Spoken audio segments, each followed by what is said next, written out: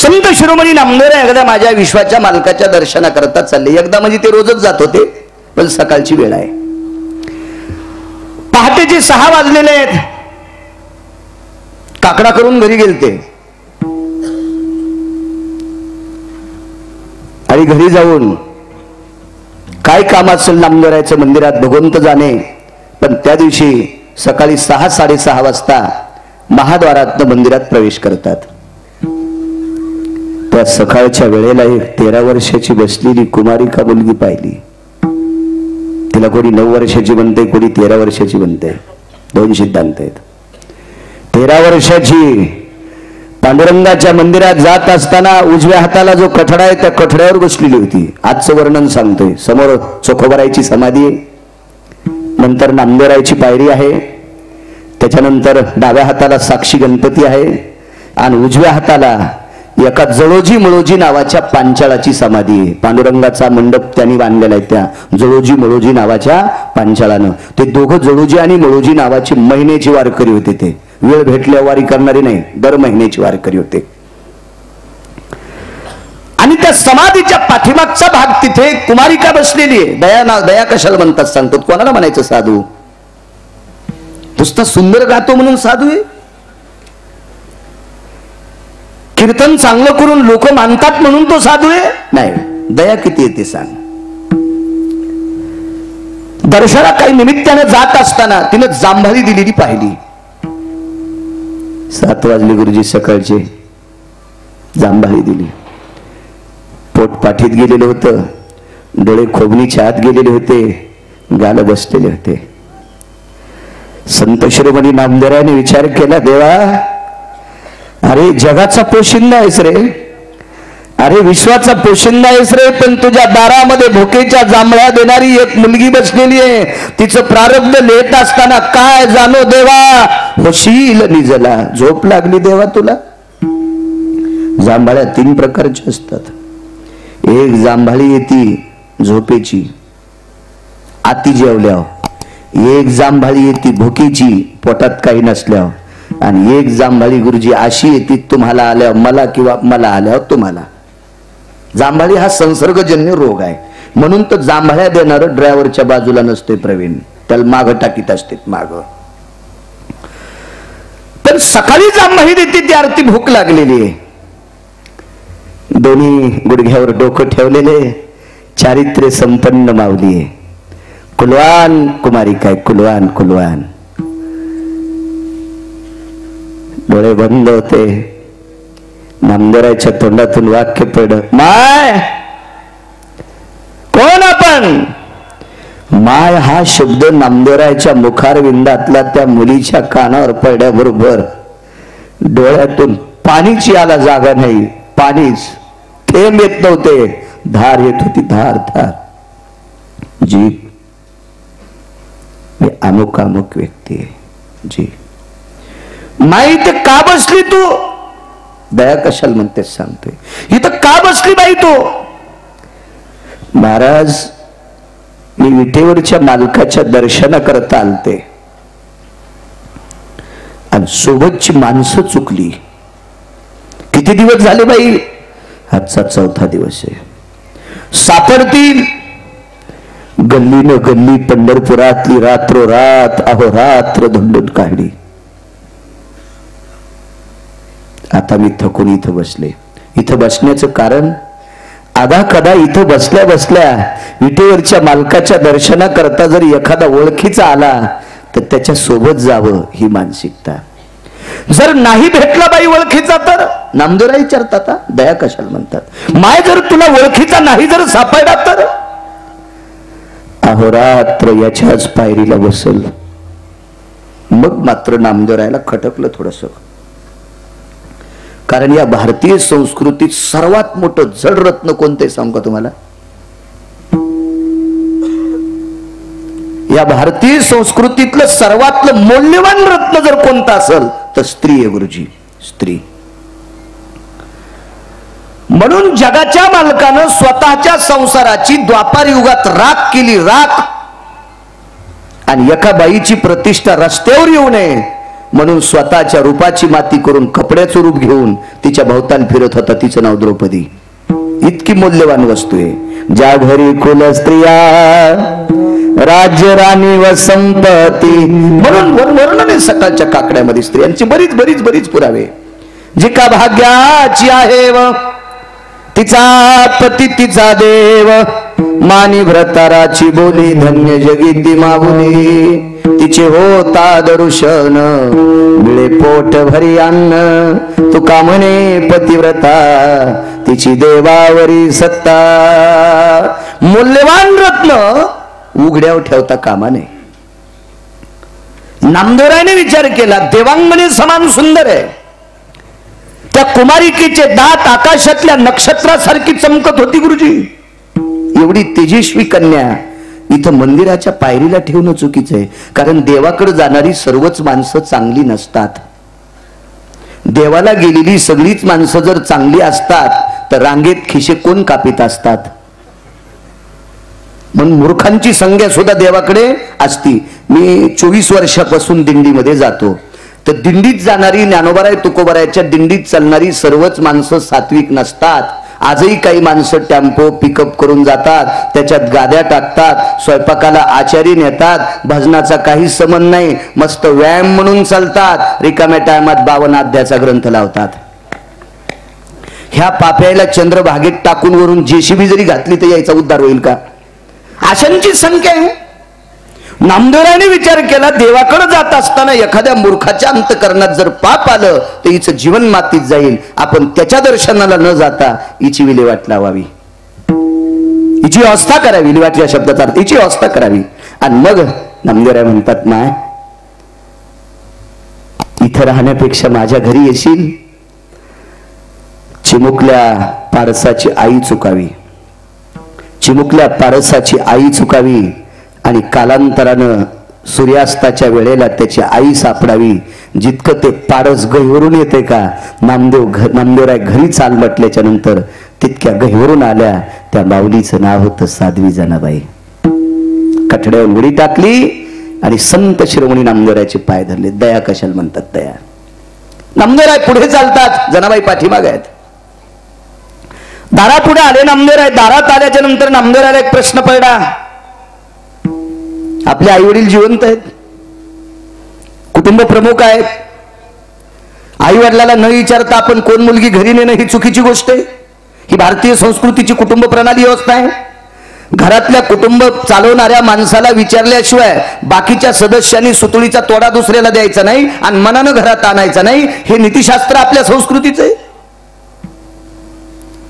पण आपले आई वडील असताना आपण हिला इथपर्यंत आणलंय. भावनेच्या लाटा अंतकरणात वलय करत होत्या, भावनेच्या लाटा अंतकरणात वलय करत होत्या. म्हणून नामदेवरायाने ती चुकलेली मुलगी दारापर्यंत आणली आणि तिथं आल्यावर सांगितलं, जना माझी आई घरी आहे, आईला विचारल्याशिवाय तुला मदत येता येणार नाही. काय नियम असेल कल्पना करा, काय गोडवा असेल त्या वागण्याला. हा गोडवा मोजण्यासाठी माझ्या ब्रह्मदेवाकडे तराजू नसेल, इतका गोडवा सुंदर होता. आणि आवाज दिला, ए माय, ए आई ग, ए माय, ए आई ग. शब्द किती गोड आहेत. या भारतीय संस्कृतीतले 13 शब्द इतके गोड आहेत. या भारतीय संस्कृतीतले कुटुंबात वापरल्या जाणारे 13 शब्द इतके गोड आहेत की त्या 13 शब्दाचं वजन काढण्यासाठी जगात अजून कोणीच तत्व सिद्धांतिक जन्माला आला नाही. इतके वजनदार 13 शब्द आहेत. वजनदार. माय हा शब्द किती वजनदार आहे, किती वजनदार आहे. भूक लागली एका भिकाऱ्याला, भूक लागली. 5 कोटीची बिल्डिंग एका व्यक्तीची, 5 कोटीची. गुरुजी, बाई दारात बसलेली आहे झोपाळ्यावर. त्या बाईच्या घरी धुण्याला, भांड्याला, स्वयंपाकाला, सर्व सर्व सर्व गोष्टीला कामाला बायका येतात. नेमक्याच काम आटपून बायका घरी गेल्या आणि बाई झोपाळ्यावर भुईमुगाच्या शेंगा फोडीत बसलेली आहे. शेंगा उपास असेल तिला, खात होती.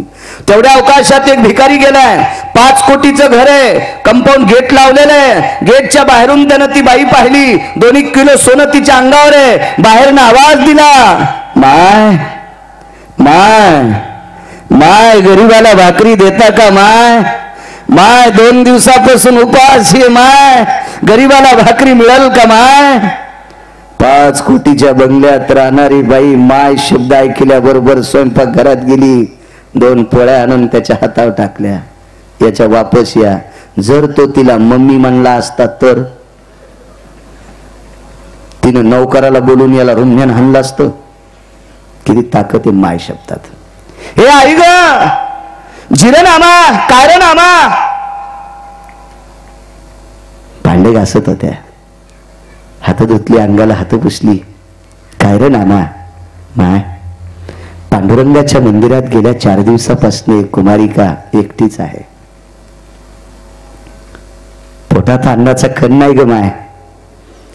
एकटी चुकलेली आहे. कुठे आहे ती? दारात उभी. दारात का उभी केलीस? आई तुला विचारल्याशिवाय मध्ये कशी घ्यायची? गोनाबाई स्वयंपाकघरात गेल्या.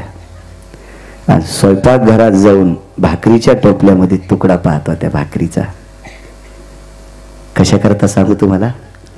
मुलगी सासरून माहेरी आली, मुलगी सासरून जर माहेरी आली तर आई तिच्या डोक्यावर एक भाकरीचा तुकडा वळत असते आणि तो तुकडा आपल्या घरावर फेकत असते. हा आपला धर्म सिद्धांत आहे. स्वयंपाकघरात गेल्या आणि गोनाबाई रडू लागल्या. नामदेवानं सांगितलं माय तुला बोज वाटतो का त्या मुलीचा? दया सांगायला दया कशाला म्हणतात. गोनाबाईने सांगितलं नामा बोज नाही रे, पण तिला मुलगी म्हणून मदत घ्यायचे, तुझी बहीण म्हणून मदत घ्यायचे. तिच्या डोक्यावरून फिरवायला आपल्याकडे भाकरीचा तुकडा नाही. असू दे माय घे. बाहेर गेल्या. वात्सल्याचा मायेचा हात तोंडावून फिरिला. हृदयाशी धरल्या. जनाबाई चाल जना, चाल चाल. आणि मध्ये आणले. आतमध्ये आल्याच्या नंतर दामू शेट्टी बिदरच्या बादशाचं मंगळवेड्याचं भांडार सांभाळत होते. ते 11:30च्या नंतर घरी यायची ड्युटी संपल्यावर. तोपर्यंत बाकीच्यांची जेवणं आटोपली. गोनाबाई जेवत नव्हत्या. आता जनाबाईला झोपायला झोपडं कोणतं द्यायचं म्हणून देवघर देण्यात आलं. बाईला अंथराय पांघरायला काय द्यायचे म्हणून श्रीमंताची कन्या राजाई नामदेवरायची धर्मपत्नी स्वतःच पांघरायची वाकळी एक देऊन टाकली. मालक मालक आपल्या घरात 13 सदस्य आहेत. पांडुरंगाच्या कृपेने अजून जरी एखादा सदस्य असता तर आपण त्याला बाहेर झोपवलं असतं का? आपण त्याला उघडं झोपवलं असतं का? मग माझी वाकळ देऊन टाका. काय प्रेम असेल हो. किती प्रेम, किती प्रेम. देऊन टाकली ती वाकळ. साडीचं तनस घातलेली उशी, एका पोतड्याचे 3 तुकडे. तुमच्याकडे भात असतो ना, भात काढ्याच्या नंतर ज्या खालच्या काड्या असतात त्याला आमच्याकडे तनस म्हणतात. ते तनस एका पोतड्याच्या उशीत पोतड्यात घालायचं आणि एका पोतड्याचे 3 तुकडे. ते प्रत्येकाला उशाला घ्यायला. 1 तनसाची उशी देऊन टाकली. 1 पोतडं अंथरायला दिलं आणि गोदड गोनाबाईनं आमच्या राजाईनं स्वतःच देऊन टाकलं. जेवण आटपली आणि मग जनाबाई त्या झोपड्यात जाऊन आपलं अंथरून पांगून अंग टाकलेलं आहे. तेवढ्या अवकाशात दामू शेट्टी आले. चंद्रभागेच्या पात्रात हातपाय धुतले, दुरून कळसाला नमस्कार केला आणि घरी आल्याच्या नंतर तुळशी वृंदावनाला प्रणाम केला. गोनाबाईनं जेवायला वाढलं. खापराच्या परळामध्ये कण्या वाढलेल्या होत्या. कण्या वाढत असताना जनाबाईचे डोळे पाण्यानं डबडबलेले होते. साजूकशी दिव्याची वात तेवत होती. रात्रीचे 11:15 वाजलेले होते. दिव्याची साजूकशी वात तेवत होती. संध्याकाळचे 11:15 वाजलेले होते आणि त्या दिव्याच्या साजूकशा प्रकाशामध्ये आपल्या पत्नीच्या डोळ्याच्या कडावल्या झालेल्या दामू शेट्टींनी पाहिल्या. गोना गोना जी जी, तुझ्या आणि माझ्या दोघांच्या मधातला अंतरपट बाजूला पडला. त्या दिवसापासून तू माझी धर्मपत्नी, मी तुझा पती आहे. पण मला तुझ्या डोळ्यातून पाणी आलेलं मी कधीच पाहिलं नाही ग गोना. आज रडते कशा करता? धनी धनी शब्द किती गोड आहे. धनी धनी. ब्राह्मणाच्या साक्षीनं, सोयऱ्याधायऱ्याच्या साक्षीनं, पंचतत्वाच्या साक्षीने तुमच्या आणि माझ्या अंगावर अक्षदा पडल्या. मी तुमची धर्मपत्नी म्हणून तुमच्या घरात आले, आपल्या घरात आले. त्या दिवसापासून तुमच्या शब्दाच्या पलीकडे एका तिळा इतकी सुद्धा बाजूला गेली नाही. पण आज मला माफ करा मालक. या सर्व गोष्टी जनाबाई पडल्या पडल्या ऐकत होत्या. दामू शेट्टीने विचारलं, गोना तुला माफ कशा करता करायचंय?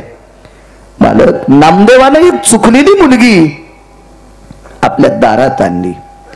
मी पत्नी या नात्यानं माझं इति कर्तव्य मालकाला विचारल्याशिवाय काही करू नये, पण तुम्हाला न विचारता तिला मी मधात घेतले, मालक मला या गुन्ह्यातून माफ करा, मला या अपराधातून माफ करा, पत्नी या नात्याने मी तुम्हाला न विचारता हे काम केलंय, मला क्षमा असावी मालक. काय वागणं असेल होते संसारातलं. दामू शेट्टीचं जेवण आटपलं, पत्नीला सांगितलं, गोना शांत हो, चांगलं केलंय, देवानं आपल्याला एक सदस्य पाठवून दिलाय. हळू आवाजात, कुठं आहे ती मुलगी? देवघराच्या झोपड्यात आहे. मग दामू शेट्टीनं देवघराच्या झोपड्यात प्रवेश केला. प्रारब्ध इतकं गहन होतं महाराज. दामू शेट्टीनं झोपड्यात पाय टाकणं आणि दिव्यातलं तेल संपणं एकच झालं, दुसरं टाकायला तेलच नव्हतं. ज्या नामदेवरायांनी वारकरी संप्रदायाचा प्रचार गुरुजी पंजाब पर्यंत केला, त्या नामदेवरायाच्या घरी दिव्यात तेल टाकायला सुद्धा देऊन तेल नाही. नामदेवरायाला धोत्र सुद्धा व्यवस्थित नव्हतं रे.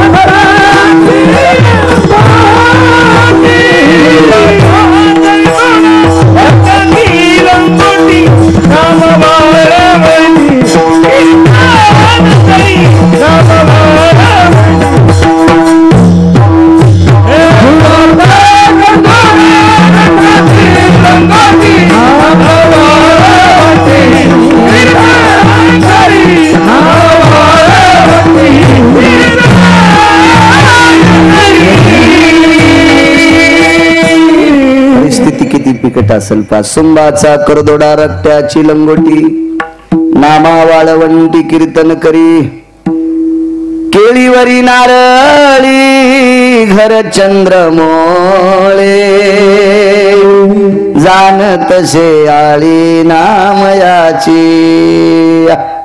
दारात पाणी प्यायचा, माठ ठेवायला सुद्धा वास्तू नाही, झाडाखाली ठेवला जायचा, ही परिस्थिती. तेल संपले दिव्यातलं.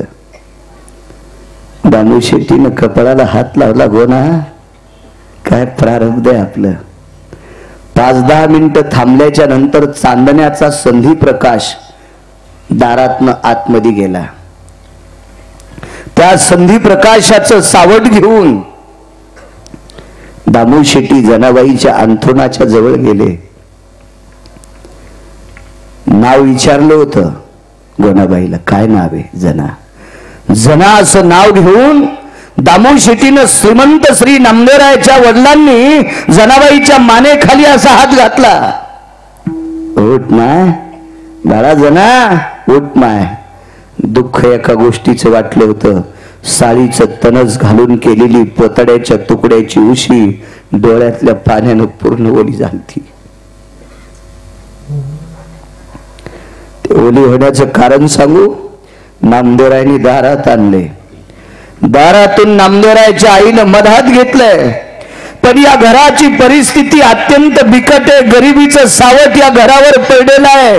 म्हणून या गरिबीच्या त्रासामुळे मला दामू शेट्टीचे वडील सकाळी घराच्या बाहेर काढून देतील का, या दुःखानं रात्रीच्या 1 वाजेपर्यंत डोळ्यातलं पाणी त्या उशीवर पडत होतं. ओली चिंब उशी झाली. दुःखाचा स्पर्श हाताला जाणवला. त्याचा अंतःकरण गोड आहे का, त्याला तो जाणवत असतो. आणि मग दामू शेट्टीने विचारलं, जना माझ्या घरी याच्यानंतर तू डोळ्यातून पाणी काढायचं नाही. जी बाबा, तुला काळजी वाटू देऊ नको जना. जना माझ्या घरातली 13 माणसं स्वतःच्या प्राणापेक्षा पांडुरंगाला मोठं मानतात. माझ्या घरातली 13 माणसं जना स्वतःच्या प्राणापेक्षा पांडुरंगाला मोठं मानतात जना. या जगात मला पांडुरंगापेक्षा मोठं कोणीच नाही जना. आणि त्या पांडुरंगाची शपथ घेऊन तुला या मध्यरात्री सांगतोय जना. त्या पांडुरंगाची शपथ घेऊन तुला मध्यरात्री सांगतोय जना. माझ्या घरातल्या रक्ताच्या नात्यापेक्षा, माझ्या पोटच्या मुलीपेक्षा जास्त प्रेम मी तुझ्यावर करील. माझ्या रक्ताच्या पोटच्या घोड्यापेक्षा जास्त प्रेम मी तुझ्यावर करीन जना. एकच विनंती करतो बाई, मी जे खाईन ते तुला खाण्यासाठी भेटेल. जनाबाईनं पायाला मिठी बांधली. पांडुरंगा, 4 दिवस वाटत होत तू किती किती माझ्यावर कोपलास, पण आज लक्षात आलं नाना प्रकारचे श्रीमंत तुझ्या दर्शनाला येत होते, मला कोणी नेत नव्हतं. माझं नशीब चांगलं होतं. जगाचा बाप एवढा कृपाळू आहे की त्या कृपाळू बापाचं भजन करणारा बाप मला घडून दिलास. आणि मग दामू शेट्टीनं जनाबाईचा स्वीकार केला. कल्पना करा, ज्या व्यक्तीनं दुसऱ्याच्या घरची चाकरी करावी, दुसऱ्याच्या घरी काम केल्याशिवाय पोटाला अन्न नाही, दर 3 दिवसाला पोटभर माणसं जेवत होती, 2 दिवस अर्ध्या पोटानं उपाशी राहत होती. अशा परिस्थितीमध्ये दुसऱ्याच्या चुकलेल्या मुलीला आश्रय द्यावा ही दया ज्याच्या अंतःकरणात आहे. सर्वभूती दया, सर्वभूती दया. बोला साधू म्हणाले ऐसिया,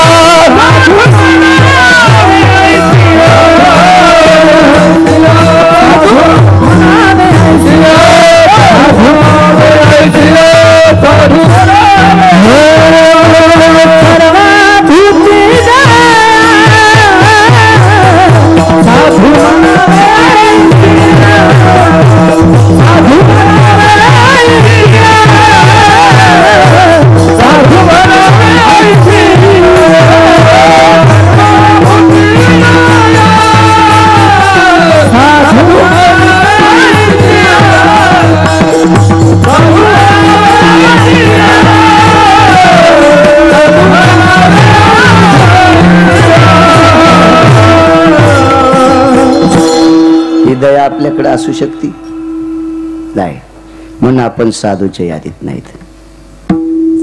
एके दिवशी श्रीमंत श्री जगद्गुरु तुकोबारायाचा भक्तीचा सुगंध पंढरपुरात काही वारकऱ्यांनी पोचविला. भक्तीचा सुगंधच होता तुकोबारायाच्या जीवनात गुरुजी.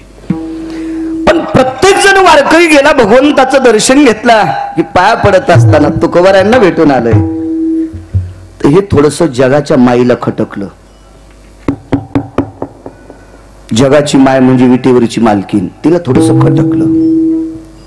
भगवंताला एके दिवशी सांगितलं, प्रभू काय जोतो म्हणतोय तुकोबाराय, जोतो म्हणतोय तुकोबाराय, असं काय त्या तुकोबारायाकडं? तर भगवान म्हणतात, लक्ष्मी असं काय नाही ते सांग, तुकोबारायाकडे काय नाही ते सांग. दया कशाला म्हणतात सांगते. आईसाहेबांना सांगितलं, तुमच्या तुकोबारायाला मी चुटकीत फसविते. भगवंतानं सांगितलं, नकोय ग, नकोय नकोय नकोय. काही काहींना फसवणं शक्य नसतंय. भक्ती तुमच्या तुकोबारायांची ख्याती किती मोठी येत. भगवान म्हणले, तुझी इच्छा. माणूस किती जरी मोठा झाला तर बायकाच्या शिल्लक नादी नाही लागलं पाहिजे. कारण बायका देवाच्या असू माणसाच्या असू सारख्याच असतात, त्याच्यात काही फरक नसतो, स्वभाव असतो बायकांचा. भगवंतानं त्यांना एक मेमरी कार्ड जरा शिल्लक टाकलेलं आहे माणसापेक्षा. एक अर्धा शब्द पुढे बोलतात बायका, पुढं. तुमचा विरोध करतोय अशातला नाही बरं का, स्वभावच असतो तुमचा, स्वभावच न ऐकिने. माणसापेक्षा थोडं हलक्या क्वालिटीचं मेमरी कार्ड असते पुन्हा यांना. आता राग येईल त्यांना थोडासा, पण सांगू का तुम्हाला मी का म्हणतो, मी अनुभव, कारण माझं लग्न झालेलं बरं का, मी संन्याशी नाही. मला तितकी येडपट बायको बी नाही, पण शेवटी टोचणे असतातच. शालीतून का होत नाही, टोचणे असतातच. कारण देवाची जरी पत्नी असेल, जगाची मालकीन जरी असेल, तर थोडासा अतिताईपणा असतोच ना. लक्ष्मीला नाव ठेवण्याची गिरगावकरची क्वालिटी नाही, पण सांगू का 2-3 उदाहरणं. लक्ष्मणासारख्या साधून रेष वलांडू नका म्हणल्यावर का वलांडायची होती गुरुजी? सीताई साहेब लक्ष्मीच होत्या ना, आतीताईपणा केल्या आणि नालायक महाराजाच्या सोबत गेल्या का नाही? त्याला खरा महाराज होता का? भोंदूचा उतराला सुना नाही गाव, अज्ञानी लोकाची तिकडेच धाव. बुवा रंगान दिसतो बगळा, याचा पंथच लय असे वेगळा. देवाच्या नावाखाली मठासाठी पटी, जमल्याल्या पटीवर चाले हात भटी. बुवा रंगान दिसतो बगळा, याचा पंथच लय असे वेगळा. लेकराला सोबणी झाली वैदाची दोरी, लेकराला सोबणी झाली वैदाची दोरी. दारूची शिशियाना लय आहे चोरी. कोंबड्याचा जीव गेला करी चिव, कोंबड्याचा जीव गेला करी चिव. निर्दयी माणसाला कशी नाही कीव. बुवा रंगान दिसतो बगळा, बुवा रंगान दिसतो बगळा. याचा पंथच लय असे वेगळा. इतक्या नालायक बोला. एका साधूचं गुरुजी वचन मोडल्यामुळेच बाई फसली ना. तुम्ही वाजिल्यामुळे म्हणता आलं बरं मला, नाही तर मला काही गाता येत नाही. जगाची मालकीन थोडासा बायकांकडे आतीताईपणा असतोय. जर सोपा बघायचा असेल, आता संक्रांत किती दिवसावर आली? 15 तारखेला संक्रांत. इथं बसलेल्या माणसानं 25,000ची पैठणी बायकोला घेऊन जा. आता खुश झाल्या. मेमरी कार्ड थोडं हलक्या क्वालिटीचं याच्यावर सांगतोय. इथं बसलेल्या कोण्याही माणसानं बायकोला 25,000ची पैठणी घेऊन जा. बाई शेजारणीला दाखिल्याशिवाय नेसतच नाही. आणली कोणी? नवऱ्यानं. मग नेसायला पाहिजे का नाही? शेजारीला दाखिती. कस्तुरा काकू आमच्या यांनी का नाही म्हणणं मुंबईतनं जाऊन 25,000ची मला पैठणी आणली. कस्तुरीचं मेमरी कार्ड उघडलेलं. कस्तुरी म्हणली बाई सुत कसं गोदड्यावानीच दिसतंय. तिचं तोंड पुन्हा वर खंडन. मालकाला म्हणली मालक लक्ष्मी सांगतोय, भगवान सांगतात लक्ष्मी तू नको तू कुमाराला फसवण्यासाठी जाऊ, याच्यावर सांगतोय तुम्हाला. तोंड वर खंडल्यासारखं झालं. मालकाने विचारलं का ग तुला पसंत नाही? बाई कसं सूत कसं आणलं, असं मऊ वाटतच नाही. त्यानं पुन्हा 5,000 टाकले. 25 आणि 5 30 होते का? शिक्षण माझं कमी असल्यामुळे गणित थोडस कच्च आहे माझं. 30,000ची पैठणी बदलून आणली. असा नेसाव का नाही दुर्गा काकूंकडे? अहो ऐकलं का काकू? काय हो आमच्या यांनी मला 30,000ची पैठणी आणली. दुर्गा काकूचं गुलूप शाट झालेलं. गुलूप नाही कळत तुम्हाला? काहीला उशिरा कळालं. डोळाच एक गेलेला दुर्गा काकूचा, एकच गुलूप. आणि एकाच डोळ्यानं दुर्गा काकू म्हणली बाई सूत छान आहे हो, पण बुट्ट्या कशा गोचडावानीच दिसत्यात. घातलं दुर्गीनं सगळं चुलीत. मग पुन्हा घरी आली म्हणली बाई सूत छान आहे हो, पण बुट्ट्या कशा गोचडावानीच होता. त्यानं पुन्हा 5,000 टाकले बदलून आणली. आता नेसाव का नाही? आता वत्सला काकूकडे. वचीनं मालकाला 3दा मारलं होतं आणि तिला हिनं साडी दाखिली. वत्सला काकू साडी कस काय? वत्सला काकू म्हणल्या बाई सूत छान आहे, बुट्ट्या छान येतात, पण मला नखी कशी सरपावानीच दिसायली. यांना आता बायको मोटरसायकलवर बसली की खाल्ली. इतक्या वेगात बायको तिथं नेली. दुकानाच्या पुढे मोटरसायकल लावली. म्हणला 1 लाखाची पैठणी तुला घे. रिक्षावाला म्हणले कोणाला बोलायले? माझ्या बायकोला. ती मागच्याच बाकात पडली. कशा असं द्यात बघा ना. नाही बॉम्ब पडायचा का तुमच्या अंगावर? असं बेजार करीत असतात मालकाला. आणि इतका जर मालकाचा पिना पाडित असतील तर सक्रातीच्या दिवशी वाण कशाला देतात? हे मेमरी कार्ड यांचं आहे बघा. स्वभाव असतो काय नाही, स्त्री स्वभाव काय विषय नाही. याच्या विरोधात बी जायचं नाही, विरोधात सुद्धा जायचं नाही. भाकरी कोणाच्या खायच्या? विरोधात जायचं नाही. आणि फारच मोठ्या आहेत असं बी म्हणायचं नाही. हे फक्त जोरी चढण गा तोरी म्हणणारे आपल्या असत्या त्या बायका. मी लग्न केलंय ना. बाई कोणाची बी असू द्या, लग्न झाल्यावर 1-2 वर्ष जे प्रेम करते का ते तितकं पुढं करीत नाही. वायर ताईट असते त्याची लगेच हसतात त्या. कोणाची बाई असू द्या, लग्न झाल्या झाल्या इतका जीव लावणार.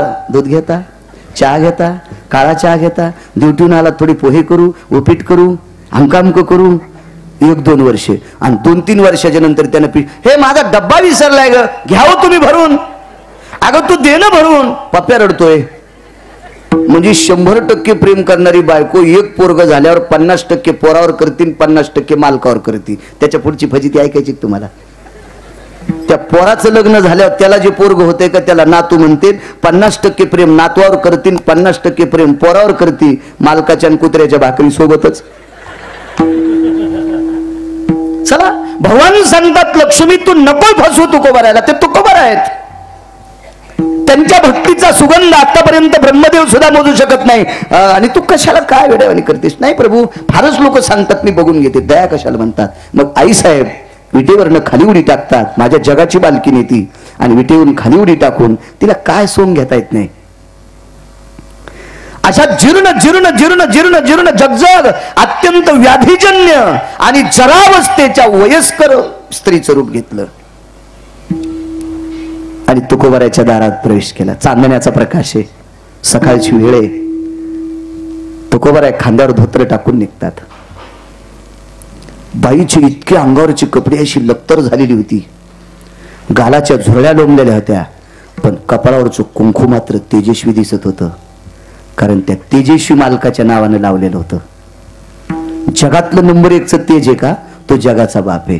आपल्याला किती दिवस तेजस्वी ठेवायचे आणि याच्यातलं तेज काढून मळ्यात नेऊन कोण्या दिवशी पेटवायचे, हे ज्याच्या हातात त्याला देव म्हणतात. त्याच्या नावाचं कुंकू किती तेजस्वी दिसत असेल, ते कुंकू मात्र तेजस्वी दिसायचं.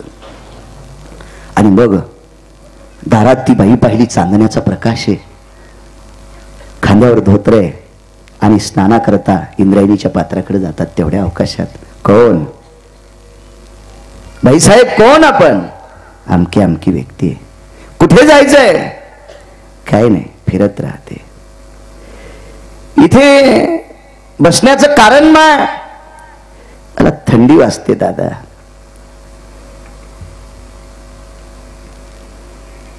अंगावरचं पातळ फाटून गेलेले, नेसण्याकरता पातळ पाहिजे.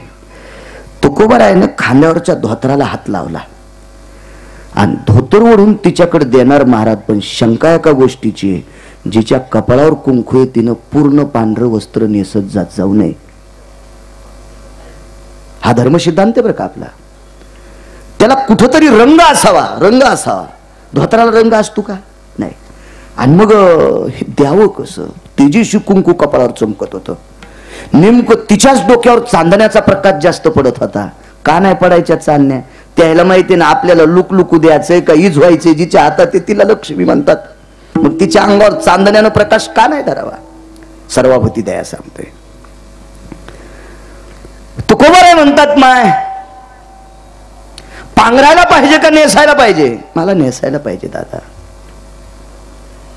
माय तुला नेसायला देण्यासाठी पातळ माझ्याकडे नाही. बाई किती हुशार होती पहा. जगात नंबर 1चा चतुर. त्या चतुराची पत्नी हुशार नसेल तर कशी? देव चतुर जाणून अंतर चतुरातो शिरोमणी गुण लावण्याची. अशा चतुर भगवंताची धर्मपत्नी लक्ष्मी. तिने सांगितलं, नाही हे दादा तुझ्याकडे नाही, एखादी साडी मला देण्यासाठी नाही, एखादं पातळ नाही तुझ्याकडे? नाही दादा. बर बर. गळ्यातली तुळशीची माळ खरीच आहे का? कोण कोणाला बोलते माहिती? लक्ष्मी तुकोबारायला. गळ्यातली तुळशीचीच माळ आहे का? होय. कालचा गोपीचंद अजून मोड्याला दिसत नाही? नाही आई साहेब. बर. इना आणि चिपळ्या घेऊन इंद्रायणीत भजन करता वाटतंय? होय. बर बर. तुमच्याकडे वस्त्र नाहीये मला देण्यासाठी? नाही माय. हे दारात वाळत घातलेलं कोणाचं आहे? बाण हाणल्यासारखं झालं तुकोबारायच्या हृदयात. दुरून एखादी गोळी लागावी हृदयामध्ये, काळजात, असं बाण हाणल्यासारखं झालं. माय ते लुगडं माझ्या बायकोचं आहे, पत्नीचं आहे. आवाज आवाज माझ्या पत्नीचं आहे ते लुगडं. ठीक आहे.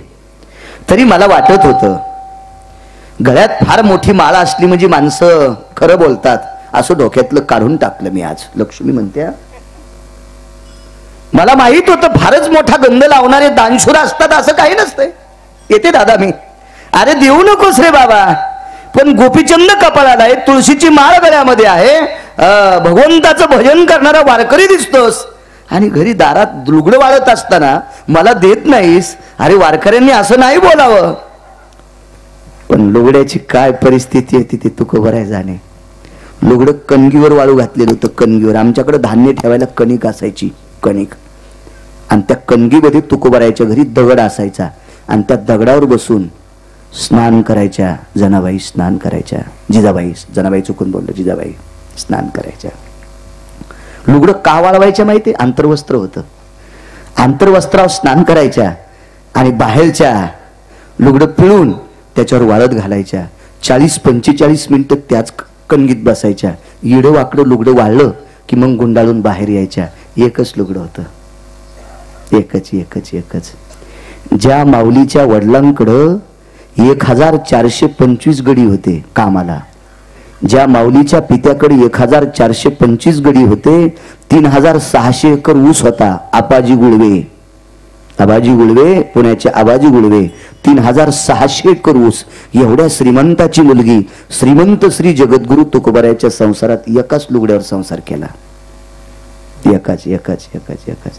पण एका वाच्यता का तिला इतकी केली नाही, माझ्या मालकाच्या संसारात माझी दैन आहे म्हणून. कधीच नाही, कधीच नाही. हे तुमच्या पत्नीचं लुगडे जी, बायकोचं लुगडं दान करण्याचा अधिकार पतीला नसतोय. शास्त्र विचारू लागले आई साहेब, दया सांगतोय दया. तुकोबारायने मन घट्ट केलं, 2 पावलं वापस आले आणि त्या कणगीवर टाकलेल्या लुगड्याला स्पर्श करणार. पण शॉक लागल्यावर कसं होतं, एखाद्या तारेमध्ये करंट असावा आणि त्याला आपलं बोट लागावा, हात कसा ते तार फेकून देते, तसं पत्नीच्या पातळाच्या जवळ हात गेला की तुकोबारायचा हात झटक्यानं मागे येत होता. त्याचं कारण सांगू? लालनात पालयन्ते भार्या, लालनात पालयन्ते भार्या, ताडनात नैवम पालयन्ते. ढोल गवार पशुवत नारी सकल ताडनके अधिकारी. हा बाकीचा प्रश्न सोडून द्या. धर्मपत्नी लालनात पालयन्ते. पंचतत्वाच्या साक्षीने जिचं जीवन संगोपन आपण पूर्णस्थितीत आणावं असा संकल्प सुटलाय अग्नीच्या साक्षीनं. आणि त्या पत्नीचं एकच लुगडं आपण जर या बाईला देऊन टाकलं तर तिनं नेसायचं काय? पण सांगायची हिंमत होत नव्हती बायकोला एकच लुगडं आहे. हात जवळ जायचा आणि खाली यायचा. बाई बघत होती. बाई म्हणजे जगाची मालकीन. अरे दादा, एवढी मोठी गळ्यात तुळशीची माळ रे दादा, अरे द्यावं वाटत नाही तर नाटक तरी कशाला करायचं रे, लुगड्याला हात लावायचं? किती जखमीवर मिठासन कल्पना कराय. अरे द्यावं तर वाटत नाही ना, मग एवढं दान करण्याचं नाटक कशाला करायचं? त्या लुगड्यापाशी हात न्यायचा वापस आणायचा, हात न्यायचा वापस आणायचा, कशाला नाटक करायचे? काय गरज आहे नाटक करण्याची? तुकोबारायने पुन्हा बाईकडे पाठ केली, लुगड्याकडे डोळे केले.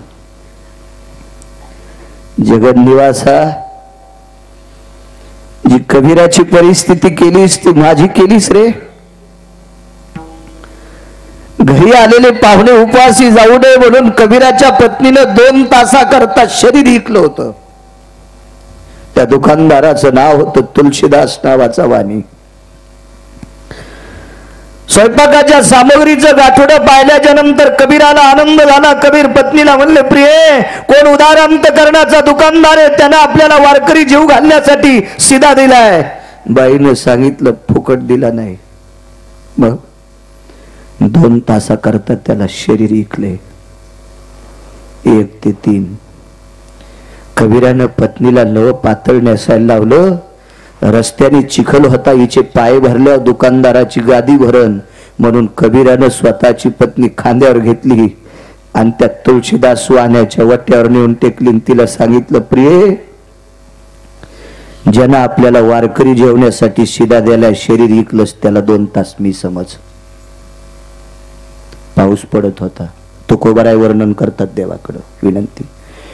पाऊस पडत असताना जी आकाशातनं पाण्याची थेंब पडत होती, त्या पाण्याच्या थेंबात कबीराच्या डोळ्यातल्या पाण्याचे थेंब भर पाडत होती. देवा, अरे अख्खं जीवन तुझं भजन करून, अख्खं जीवन तुझं भजन करून दारात 4 आलेल्या वारकऱ्यासाठी स्वतःची बायको जर इकावं लागत असेल तर आमच्यासाठी मेलास का तू?